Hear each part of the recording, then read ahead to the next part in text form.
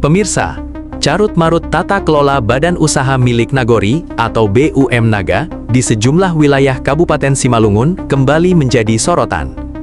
Berbagai persoalan penyertaan modal yang ditemukan kru semi-media memunculkan pertanyaan besar. Sejauh mana fungsi pengawasan Inspektorat Kabupaten Simalungun dijalankan ketika muncul dugaan penyimpangan dan pengaduan masyarakat? Pada Rabu, 12 Agustus 2026, kru semi-media mendatangi kantor Inspektorat Simalungun untuk meminta penjelasan terkait mekanisme pengawasan terhadap pengelolaan BUM Naga. Dalam penelusuran sebelumnya, semi-media menemukan sejumlah persoalan. Di Nagori Sirangan Ringan, Kecamatan Ujung Padang, muncul dugaan penyertaan modal BUM Naga yang disebut pernah dianggarkan pada 2021. Namun, Pangulu disebut tidak mengakui adanya anggaran tersebut. Sementara di Nagori Mayang, Kecamatan Bosar Maligas, penyertaan modal BUM Naga tahun 2025 juga menjadi sorotan. Program yang dikaitkan dengan ketahanan pangan diduga justru bergeser ke praktik simpan pinjam. Persoalan serupa juga ditemukan di sejumlah Nagori lainnya.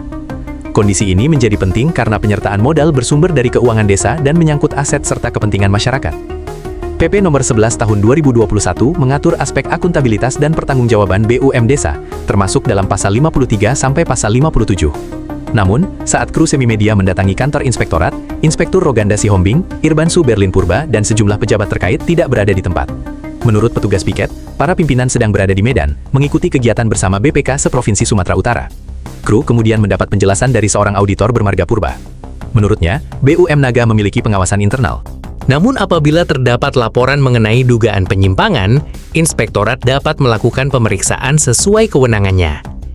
Auditor tersebut juga menyebut Inspektur tetap responsif terhadap laporan masyarakat. Bahkan, ketika pemberitaan semi-media mengungkap persoalan di salah satu Nagori, Inspektur disebut langsung memerintahkan tim turun ke lapangan. Kini pertanyaan publik semakin tajam. Apakah persoalan BUMN Nag baru diperiksa setelah menjadi sorotan media? Jika sudah ada laporan, apakah telah dilakukan pemeriksaan? Apa hasilnya? Dan jika ditemukan penyimpangan atau kerugian, bagaimana tindak lanjutnya? Semi-media tidak menuduh pihak tertentu bersalah.